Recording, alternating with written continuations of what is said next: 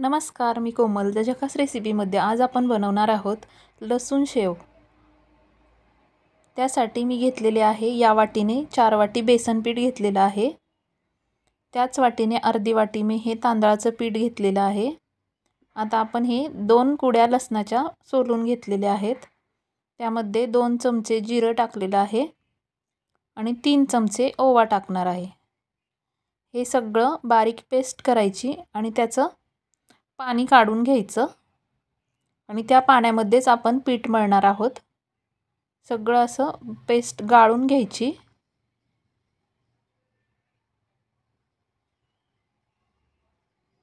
पुन्हा वाटायचं एकदा दोनदा आणि चांगलं पाणी काढून घ्यायचं. हे पहा, एवढं पाणी निघालेलं आहे. यामध्येच आपण पीठ मळायचं. आता या पिठामध्ये पाव चमचा हिंग टाकलेला आहे, 2 चमचे लाल तिखट टाकलेलं आहे आणि चवीपुरतं मी 1 चमचा मीठ टाकलेलं आहे. त्यानंतर ज्या वाटीने आपण पीठ घेतलं त्याच वाटीने मी पाव वाटी तेल घेतलेलं आहे. ते मी कडकडीत गरम करून घेतलं आणि असं पिठामध्ये टाकलेलं आहे आणि चमच्याने मिक्स करून घ्यायचं आणि थोडं कोमट झालं की असं हाताने मिक्स करायचं. सर्व पिठाला तेल लावून घ्यायचं. असं चांगलं मिक्स करायचं एकजीव, म्हणजे शेव अशी कुरकुरीत होते.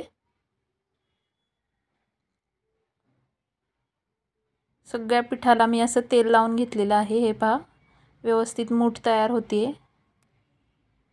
त्यानंतर जे आपण पाणी लसूण, ओवा आणि जिऱ्याचं केलेलं ना, त्यानेच पीठ मळून घ्यायचं.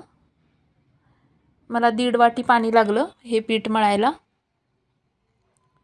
व्यवस्थित असं पीठ मळून घ्यायचं.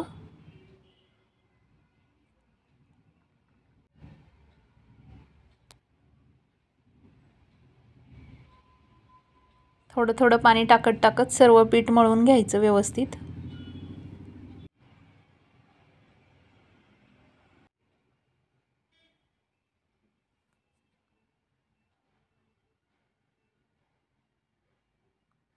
हे पहा, असं पीठ मळून घ्यायचं.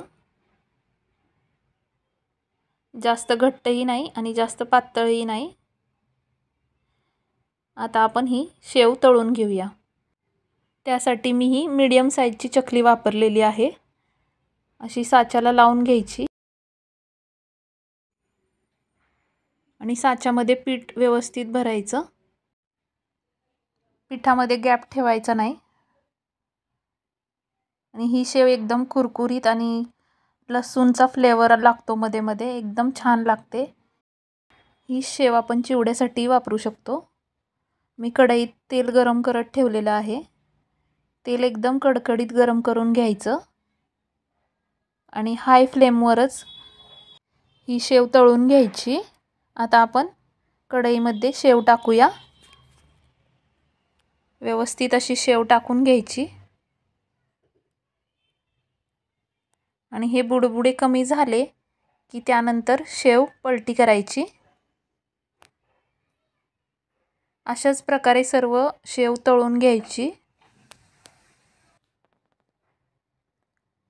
ही शेव एकदम मस्त लागते आणि एकदा नक्की ट्राय करून पहा.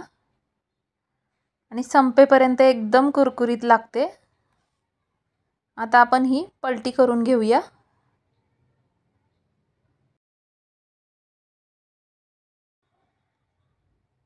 अशी एकदा पलटी करायची आणि त्यानंतर 2 मिनिटाने ही शेव लगेच काढून घ्यायची,